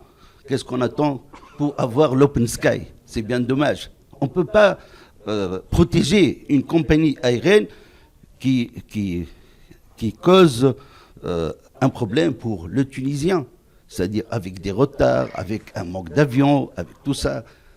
Tout ça, il faut prendre des décisions rapides et immédiates. On ne peut plus continuer comme ça. C'est bien le moment d'avancer. Bonjour, donc c'est Mohamed Ben Mahmoud, donc ancien cadre supérieur de banque à la retraite, président du réseau de l'économie sociale et solidaire Plates. Je dois commencer par remercier pratiquement les organisateurs et à cette chaîne de télévision donc, qui a eu l'audace d'ouvrir ce forum de débat qui ne peut être que positif en matière d'impact pour le pays. Et je souhaite pratiquement voir les médias, de manière générale, pratiquement adopter cette politique. Alors, par rapport à nos experts donc, et leurs interventions, j'ai l'impression qu'il y a pratiquement presque unanimité autour des problématiques. Le plus important, à mon sens, c'est de proposer des solutions. Le chantier, il est colossal. La Tunisie passe par une période assez difficile, assez grave même, sur le plan financier, économique et social. Et je pense qu'il est temps d'ouvrir les débats pour que les Tunisiens puissent s'exprimer quant aux solutions à préconiser et à mettre en place, et surtout quant à l'opportunité de mettre en place un plan de salut national pour arrêter cette dégradation fulgurante de notre économie et de nos acquis. Alors, à mon sens, les problématiques je peux pratiquement résumer comme suite. Je placerai le premier problème en Tunisie, la corruption généralisée et qui prive l'État de recettes fiscales conséquentes. Je parlerai de changement climatique, je parlerai de l'eau, c'est stratégique. Je parlerai de l'absence d'une vision. Je parlerai de l'école publique et des 100 000 scolarisés qui abandonnent les bancs de l'école primaire. Je parlerai de la santé et surtout publique. Je parlerai du transport. Et je suis un peu écolo en la matière. Je suis venu avec mon vélo. Je fais tout pour me comporter en tant que citoyen et non pas en tant que sujet. Parce que, certes, il est bon de parler, de développer des idées, d'analyser, de proposer des solutions, mais aussi il est bon d'agir. Madame. Je remercie tous les organisateurs ainsi que les intervenants pour ce débat fort intéressant. Je me présente Leila Mellouli, assistante à l'IHEC Sousse. Ma question est précise. Les choix sectoriels constituent le cœur de tout modèle de développement. Le tourisme qui occupe une place importante dans notre... le choix sectoriel constitue le cœur de tout modèle de développement. Le tourisme qui occupe une place importante dans notre stratégie de développement peut-il continuer à le faire dans le contexte actuel? Et merci. Merci beaucoup pour l'invitation, M. Meher Gaïda, mon cher confrère et collègue, M. Abdeltif Benhedia de la chaîne Tunesna. Donc je me présente, Karim Septom, expert comptable. Donc je voulais un peu parler du modèle économique de développement, le fameux modèle économique. Je pense que jusqu'aux années 70, on a pris le bon chemin et on n'avait pas vraiment le choix. Le modèle était basé sur la partie industrielle du temps de Hedi Nouira. Mais le problème, c'est le virage qu'on a raté. C'est le virage de l'évolution de ce modèle. C'est-à-dire, je m'explique. En effet, l'économie mondiale, elle a progressé par rapport au commerce international et aux finances, alors qu'on est resté dans le modèle industriel de l'outsourcing. Et cela a duré au moins une vingtaine d'années, et ça dure jusqu'à maintenant. Et on n'a pas essayé réellement de profiter du mouvement de globalisation économique vers les activités de services et les activités technologiques. Et l'épuisement du modèle tunisien, il a pris une importance, une acuité importante, surtout avec l'augmentation de la globalisation mondiale. Et c'est pour ça qu'aujourd'hui, on n'arrive plus à s'en sortir, parce qu'aujourd'hui, le monde, il est basé sur d'autres sources de richesse qui sont la technologie, le commerce et les finances. Et on peut citer l'exemple de l'État cité qui est Singapour, qui a pris à peu près le même chemin que la Tunisie jusqu'aux années 70.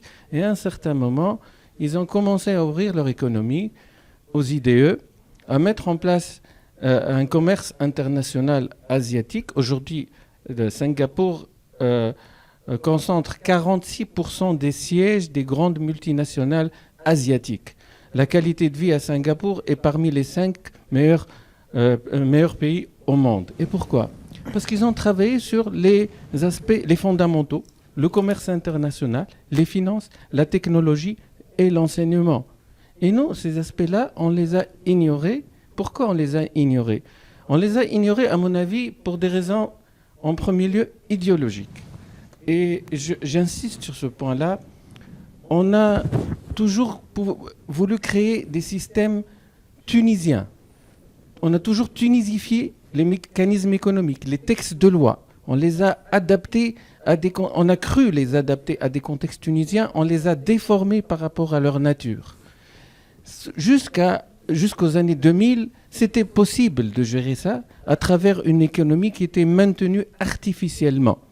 Mais avec l'augmentation de la globalisation et avec l'évolution de la technologie, ce modèle ne pouvait plus tenir. On ne peut plus aujourd'hui tenir des règles ou des réglementations en matière économique qui sont au-delà de ce qui se passe dans le monde, parce que le monde est devenu, comme a dit si Meher Gaïda, très globalisé. Et les échanges sont devenus très importants. Nous avons des contraintes importantes. Et les experts comptables le savent très bien. La loi de change. La loi de change, qu'est-ce qu'elle crée? Elle crée une économie artificielle. C'est-à-dire que vous avez une monnaie qui est maintenue selon des artifices, alors qu'elle n'a pas la valeur réelle de cette monnaie. La loi de change, on a voulu la réformer. On est dans le cadre d'un projet de réforme de la loi de change, alors qu'on sait pertinemment que cette réforme-là ne peut pas aboutir. Pourquoi elle ne peut pas aboutir? Parce qu'il faut supprimer le contrôle de change. Il n'y a pas de possibilité de maintenir un contrôle de change. Il faut le supprimer complètement et en subir les conséquences pendant un certain temps pour refléter la valeur réelle de notre économie. Et la monnaie, elle reflète la valeur des richesses, la manière avec laquelle on décompte les richesses. Et aujourd'hui, on maintient un système qui nous permet de vivre dans notre bulle économique. C'était possible avant, avec les mécanismes actuels, mais avec la globalisation, ça ne peut plus tenir. Merci beaucoup. Je vous remercie. Je suis donc à Ali Boubou, serial entrepreneur technologique. Merci pour l'invitation. Vraiment, ça a été enrichissant, tout ce que nous avons entendu aujourd'hui. Et moi, la seule chose que j'ai à ajouter, c'est que nous devons ouvrir ce pays à la jeunesse. Il n'y a pas d'autre issue que celle-là. Je pense qu'il faut prôner rapidement de revenir au système du ministère du Plan pour planifier, parce que ça ne peut plus durer, cette Tunisie qui se bat à cause de l'économie de rente sur 40-45 milliards de dollars, alors que si on ouvre le jeu, on va passer à 50 et 55 et 60 et 65 et on peut aller très très loin, parce que cette jeunesse est brimée et on est en train de la foutre en l'air en la jetant à la mer. Voilà ce que j'ai à dire. On va passer à la parole de la fin. On va faire le tour de la table en guise de parole de fin. On va commencer avec Dr Rafa. Chacun de nous va prendre 2 à 3 minutes. Merci, je vais être assez rapide. Moi, je dirais qu'il y a un triptyque du salut pour que la Tunisie s'en sorte. Le triptyque des 3 R. Réaménagement du territoire, réforme de l'école et enfin la ressource eau.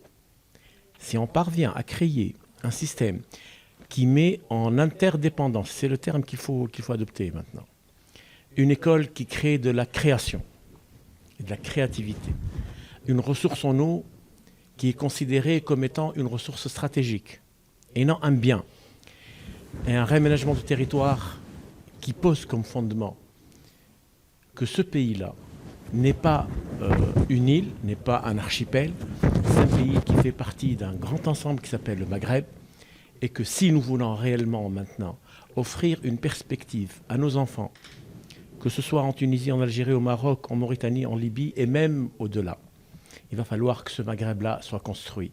Parce que qu'est-ce qu'on dit en géopolitique? Si vous n'allez pas vers les marches de la configuration géopolitique, c'est cette configuration géopolitique qui vient vers vous. Et ce qu'on est en train de vivre aujourd'hui avec le problème de la migration clandestine, c'est une manière avec laquelle la géopolitique a répondu au déni géopolitique dans lequel la Tunisie a vécu pendant près d'une décennie après la Révolution. Je terminerai avec un point qui me tient à cœur. C'est ce qui se passe en Libye. L'intervenant qui a parlé justement de la Libye, de ce qu'elle présente comme opportunité, rien que dans le secteur bancaire. La Libye n'a pas un secteur bancaire, elle a un secteur de prédation de la ressource financière. C'est très différent. Et si la Tunisie prend en main réellement l'intégration au sein de la Libye avec ses banques, nous ferons la différence. Merci. Merci beaucoup. Sitala. Je vais plaider pour ma paroisse, donc pour le tourisme. Simplement, le tourisme a existé et existera, parce qu'il a toujours existé un besoin de voyager, d'aller ailleurs, que qu'il a été conçu d'abord pour que les autres viennent chez nous. Donc, l'infrastructure touristique a été conçue comme un annexe des besoins de voyage des pays développés. Que ce modèle-là se soit arrêté ou ait besoin de changer, il est en train de changer. Je précise que aujourd'hui, la barrière entre tourisme intérieur et tourisme extérieur est en train de tomber, tout simplement, entre autres, à cause, c'est un des changements majeurs bénéfiques de la crise du Covid, et que ce besoin et ce tourisme-là doit être modifié pour contribuer à corriger un des défauts majeurs qui est sa concentration. Mais il y a les moyens et il y aura, j'espère, la volonté et les programmes de corriger que le tourisme ait contribué, comme tous les autres secteurs, aux déséquilibres régionaux du pays. Et il y a à faire, et il y a déjà des programmes pour remédier à cela. Merci beaucoup, Sitar. Merci beaucoup. Quand on parle de l'eau, c'est très difficile de faire une conclusion, mais j'apprécie ce qui a été dit et je confirme, je suis tout à fait d'accord avec ce que vient de dire Sirafa. Et l'eau, c'est la vie et on ne peut rien développer sans eau. Et on ne peut pas produire sans eau puisque si Mohamed a parlé de l'alimentation, donc l'eau. Et produire sur le territoire va devenir de plus en plus difficile, il faut en être conscient. Avec le changement climatique, il va y avoir une diminution de superficie favorable à la production alimentaire au sein de notre pays. Nous ne sommes pas les seuls dans cette situation. Je vais vous donner quelques chiffres juste pour trois chiffres. La Tunisie importe 32% de son empreinte eau quand elle importe le blé, le sucre, etc.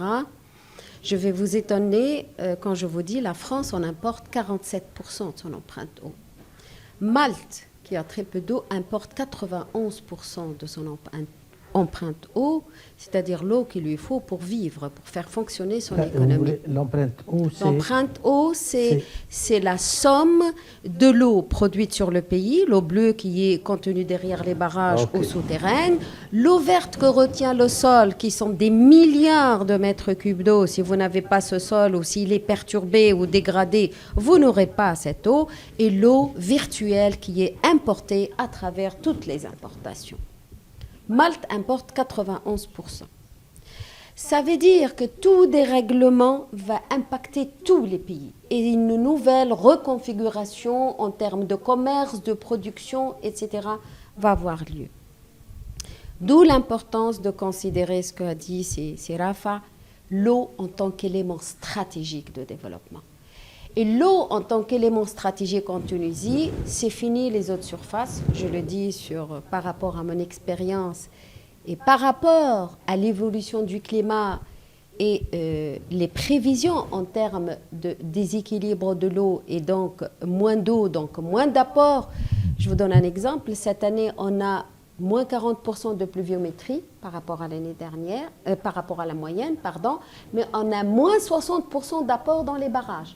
Parce que la quantité d'eau qui est tombée n'est pas suffisante pour produire des écoulements pour que l'eau soit stockée. Et ça va être comme ça dans le futur. Ça ne veut pas dire qu'on n'aura pas des inondations catastrophiques parce que l'eau dans le futur va tomber dans deux endroits où vous n'avez ni barrage ni conduite de transfert.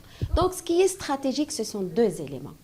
L'eau souterraine, sur laquelle il va falloir mettre des compteurs, bien la suivre, bien la gérer, éviter l'accès illicite, parce que l'eau, contrairement à tout ce qu'on peut dire, l'eau, c'est politique et l'eau, c'est le pouvoir. Solta, c'est l'eau. Que dire après tant de propos pertinents? Je reviens à ce que disait Kérim. On a effectivement une problématique en Tunisie. Est-ce qu'on doit adapter ou adopter? Est-ce qu'on doit tout tunisifier? Perdez votre temps à tunisifier, vous allez voir que le train va s'enfuir. Vous devez parler le langage du monde, le langage financier, le langage économique, vous devez parler anglais, vous devez parler mandarin, vous devez utiliser les codes internationaux si vous voulez vous développer, première chose. Deuxième chose, il faut comprendre que nous sommes, et je rejoins Sihedi, dans un capitalisme vorace. C'est-à-dire consommer sans fin, peu importe la ressource. Par contre, nous pouvons aller dans un capitalisme humain, c'est-à-dire préserver la biodiversité et devenir un hub écologique tunisien parce que nous avons les attributs du bien-être en Tunisie et on peut attirer tout le troisième âge chez nous de manière tout à fait aisée. Troisièmement, il faut revoir le rôle de l'État. Le rôle de l'État n'est plus cet État-providence des années Bourguiba.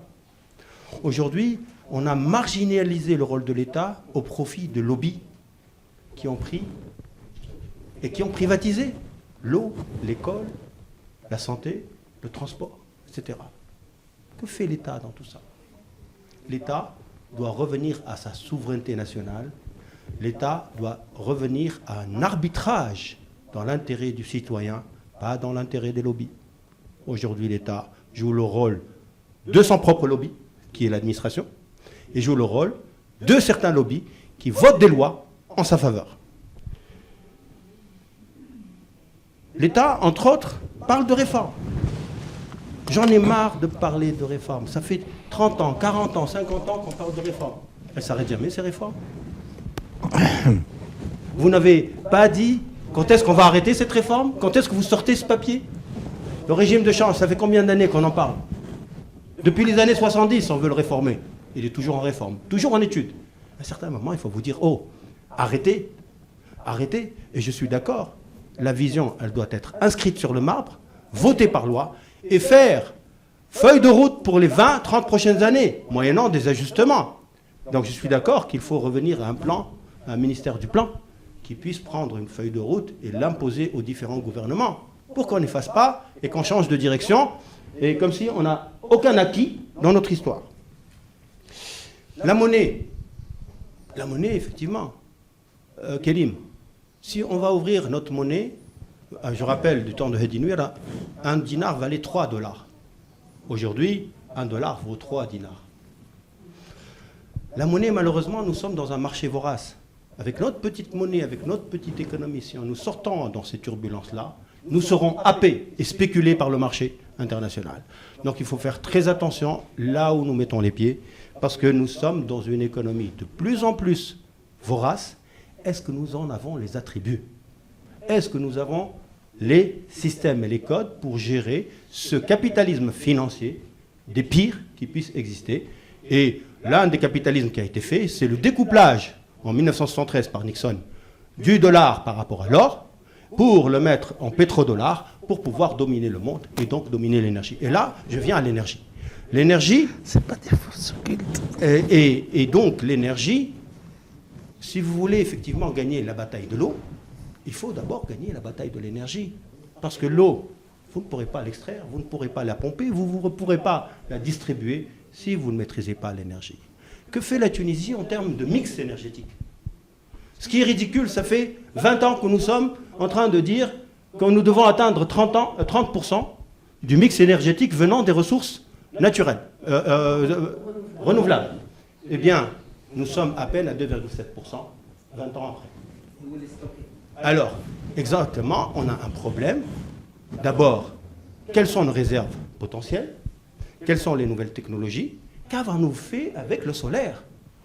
Qu'avons-nous fait avec le solaire? Comment peut-on laisser encore des lobbies maîtriser une énergie gratuite dont nous sommes l'un des meilleurs sites au monde, dominer et verrouiller le système en faveur de quelques-uns? Et surtout, le pire, et ce qui est criminel, c'est de le verrouiller au profit des étrangers qui vont venir investir les principaux équipements et priver les nationaux de leur capacité d'apprentissage, leur capacité de production, leur capacité de distribution. Je vais commencer par Waldi. Ça, c'est un de mes livres, il s'appelle Al-Masalek Zaïf, les fausses pistes. Si tu le trouves, malheureusement, il n'existe plus sur les marchés. Akara. Parce que tout ce que tu as dit relève de Al-Masalek Zaïf. Tu parles de globalisation. Est-ce que tu te rends compte qu'on est en voie de déglobalisation et qu'on va vers un monde déglobalisée, que c'est peut-être la fin de la mondialisation. Et tu verras ce que je dis. Je suis un homme de science et j'ai même vénère la rigueur. Vous savez qu'est-ce qu'un homme de science digne de ce nom? C'est quelqu'un qui est d'une rigueur absolue. Je ne dis pas je ne lance pas de la fumée. Quand j'ai dit ce que j'ai dit, je ne parle pas de force occulte, Sahara, tahta tawla. Il a dit déjà quelque chose. Tu penses qu'à ce rythme-là, tu pourras vendre une chaussure sans passer par Google? Est-ce que tu imagines qu'aujourd'hui, on ne peut qu'ils détiennent toutes les ficelles de la clé, ça veut dire de la commercialisation? Je ne parle pas de Sahara ou de la franc-maçonnerie. Non, c'est des... Allez, je te montrer ce livre. Je n'ai pas l'autre, qui est en français, qui est un livre d'économie et qui a été préfacé par Mustapha Nebli. Je ne sais pas si vous connaissez Mustapha Nebli, mais c'est un monsieur d'une raideur et d'une rigueur absolue, surtout sur le plan scientifique. Et dans sa préface, Mustapha Nebli, il a dit que l'une des innovations, c'est sa définition de la domination. Vous savez ce que c'est une économie dominante? Tout à l'heure, j'ai parlé de l'Empire, ça veut dire les États-Unis. Une économie dominante, c'est une économie, et les taxes l'arzak. C'est eux, GAFAM, qui décident quelle est ta part de ce que tu gagnes, et de ce que tu produis, et de ce que tu vends. Le monde est un autre monde, et je viens de faire une conférence dans un séminaire il y a 2 jours, qui s'appelle « Est-ce que notre savoir est périmé ?»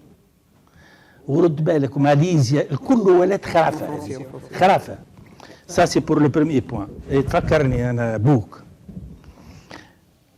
le deuxième, le tourisme, madame, et je partage ce que vous avez dit. Je sais, la question que vous avez posée, c'est votre sujet de thèse, à laquelle j'ai assisté à la soutenance. Et vous avez répondu partiellement, mais je vais vous répondre encore plus loin. Vous avez répondu dans votre thèse, si mes souvenirs sont bons, vous avez fait une approche remarquable parce qu'elle est nouvelle. Elle a examiné la résilience du secteur. Je dis à la résilience, c'est la capacité du secteur à réagir après une crise. Et pour son travail empirique, elle a choisi une crise globale, c'est-à-dire qui touche tout le monde, pour pouvoir comparer les pays. La crise financière de 2008. Et vous avez, si je me rappelle bien, vos résultats, c'est que le secteur touristique est plus résilient que l'agriculture et que l'industrie, qui étaient les deux. Plus résilient, c'est-à-dire qu'il encaisse très durement les chocs, mais qu'il s'en remet beaucoup plus rapidement. Donc, à partir de là, vous concluez que c'est un secteur. Parce que ça va être ça, la valeur d'un secteur. La valeur d'un secteur, c'est que c'est un secteur... Aujourd'hui, le monde bouge beaucoup, comme tu dis. Les chocs sont là. La qualité première d'un choix sectoriel, c'est la résilience. C'est ce qui fait la durabilité, ce qui fait la pérennité. Et vous avez montré que le tourisme, que la Tunisie est le 2e pays sur un échantillon d'une quarantaine, où le secteur le plus résilient après la Russie.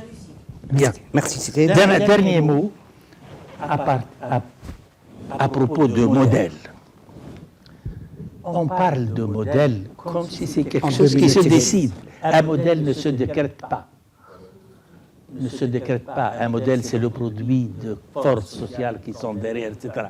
Aujourd'hui, même si on a de bons choix, on se dit qui les mettra en œuvre et qui sera derrière et quelle force sociale. Et ça, c'est très important. Merci. Merci beaucoup, Sidi.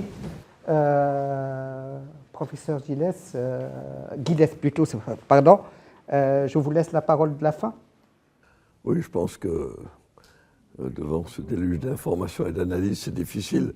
Je dirais simplement que ce qui a provoqué le changement, la chute de M. Ben Salah, plus que n'importe quoi d'autre, c'est un rapport de la Banque mondiale commandé par des Américains et qui constatait l'échec de cette politique. Et c'est ça qui a fait que Bourguiba a compris, volance-nolance, qu'il fallait changer d'étape.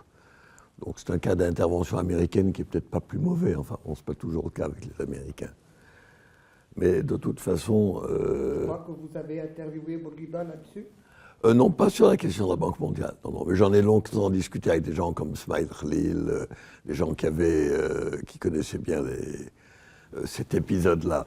Mais de toute façon, que vous soyez la proie d'appétit étrangers, c'est vraiment pas nouveau. C'est les rapports internationaux depuis la nuit des temps. Alors, soit les Américains, aujourd'hui les Chinois, les Turcs. On peut se plaindre des Français. Demain, vous aurez les Turcs sur le dos. Est-ce que ce sera mieux? J'en doute. Donc, de toute façon, c'est à vous de décider ce que vous voulez faire. C'est à vous de réfléchir. Et surtout, c'est à vous de mettre des priorités. Ça, c'est parce qu'on ne peut pas tout faire. Donc, il faut décider que, bon, on prend le numérique, on prend l'agriculture, qui est un sujet extrêmement compliqué, mais on prend 2 ou 3 sujets, 2 ou 3 choses, et puis on édicte des règles simples. Interdire aux privés, dans les grands groupes familiaux, d'être dans les conseils d'administration des banques, c'est une mesure simple. Ben, ça nettoie le carreau. Hein, il y a des choses extrêmement simples, hein, où vraiment on annonce la couleur, et on le fait, même s'il y a de la casse. Mais si on ne l'annonce pas, c'est comme la corruption. La corruption n'est que le résultat d'un système dysfonctionnel en soi. Ça, voilà, c'est la maladie. C'est l'exemple. Bon, donc, vraiment, votre destin est entre vos mains. Parce que si on regarde l'Europe, pendant des décennies, la Tunisie avait une image de pays sympathique. Vous aviez émancipé les femmes, il y avait les serveurs au café avec un bouquin de jasmin sur l'oreille. Ça avait ce côté un peu néocolonial, peut-être, mais enfin, bon, voilà. En 2011, il y a eu un grand intérêt. Et puis l'intérêt s'est dissipé au bout de 2 ou 3 ans pour des raisons de développement interne de ce qui s'est passé en Tunisie, puisque beaucoup de gens, enfin en Occident, parmi les décideurs, il y a des gens qui ont cru que les islamistes pouvaient jouer un rôle utile, et puis ils se sont rendus compte que c'était plus compliqué que ça. Bref, donc l'Occident aujourd'hui, moi je dirais que depuis 8-9 ans, l'Occident se désintéresse de la Tunisie. Parce que le problème que vous avez à Tunis, c'est pas qu'à Tunis, à Alger, ils l'ont en grand, c'est de penser qu'on est le centre du monde. Mais les gens ne passent pas leur temps à regarder Tunis. La plupart des gens s'en fichent complètement, même des gens qui suivent la Tunisie. Tout le monde est face à des changements tellement brutaux, on est face à 2 guerres en ce moment, on est face à une puissance russe qui est revenue en grand, on est face à une Chine qui à mon sens, est dangereuse. On est face à des États-Unis où la politique intérieure est vraiment devenue horrible. Donc, les gens ne regardent pas la Tunisie. Et quand on a demandé, moi j'ai demandé à plus d'une reprise à la Banque mondiale, au FMI ou à Bruxelles, pourquoi qu'après 2014, quand il y avait des plans d'ajustement ou de réforme, on vous prêtait de l'argent. Et moi, j'ai toujours dit que les dirigeants tunisiens n'avaient pas la moindre intention de faire des réformes. Ils font la danse de la Saint-Guy, ils sont très bons pour faire le caracous, mais en fait, ils n'ont jamais eu la moindre intention de faire des réformes. Et puis 3 ans plus tard, on revient, il faut faire un nouveau plan, et on préconise la même politique libérale, disait moins d'État, plus de privé. On fait ça depuis 1985. Et l'afflux des investissements privés n'est pas au rendez-vous. Donc il y a un problème de l'État. Il y a cet État rentier qui a été décrit de 1000 façons, cet État où tout le monde est chez l'autre, on ne sait pas qui fait quoi, où les privés, est-ce que c'est les privés qui dominent l'État ou les fonctionnaires qui manipulent les privés? En fait, on n'en sait rien. Bon. Donc, si vous n'arrivez pas à mettre de l'ordre dans votre structure, dans votre système, et que vous n'arrivez pas à prendre quelques décisions importantes, je pense que personne ne viendra le faire pour vous. Et ensuite, aller se plaindre que le Qatar, la Turquie, la France, bon, vous savez, les relations, ce que j'ai vu, les relations internationales, surtout en Méditerranée occidentale ou avec les Américains ou les Russes, les relations internationales sont d'une très grande brutalité. Hein, ce n'est pas un jeu de salon, hein, ce n'est pas un jeu de cartes. Mais il faut pouvoir avancer des arguments. Or, ce qui me désespère le plus dans le cas de la Tunisie, depuis une dizaine d'années, c'est que les Tunisiens pouvaient voilà, dire à la Banque mondiale, on n'est pas d'accord avec vous, au FMI, mais voilà ce que nous proposons. Et je ne suis pas sûr que la Banque mondiale ou le FMI auraient dit sortez, partez, non. Je pense qu'ils auraient écouté. Donc il faut vous-même présenter des choses, et d'autant plus que la doxa de Washington, le fameux consensus de Washington, moins pour l'État, plus pour le privé, le conseiller du président pour la sécurité, Jack Sullivan, a déclaré que le consensus de Washington était mort. Il l'a fait à Washington en février ou mars de l'année dernière, à l'Institut Brookings. Donc personne n'y croit plus. Le FMI et la Banque mondiale continuent de l'appliquer parce que peut-être c'est un défaut d'imagination, mais je crois surtout quand je pense à Bruxelles, c'est qu'il y a une immense frustration avec les politiques tunisiens. Une immense frustration parce que moi j'ai plaidé il y a quelques années pour qu'on donne un coup de sifflet, qu'on dise voilà, vous voulez un autre prêt, voilà les conditions, et puis on voit ce qui se passe. Mais jamais la Tunisie n'est venue avec des idées nouvelles en disant on n'est pas d'accord sur ça, voilà ce qu'on va faire. Jamais. Alors on est dans un genre de débat j'ose même pas dire de sourd, mais d'indifférence. Parce que le pire, c'est l'indifférence. Et tant que vous êtes en un morceau, en quelque sorte, que vous ne fichez pas le camp par en bas, ni les Français, les Italiens, ils mènent leur politique en fonction de leurs intérêts, c'est les immigrants. Donc ils viennent en Tunisie, Mme Meloni vient, elle joue son jeu, etc. Parce que stopper les immigrants, c'est n'importe quoi, de l'argent, tout ce qu'on veut. Parce que c'est ça le problème immédiat.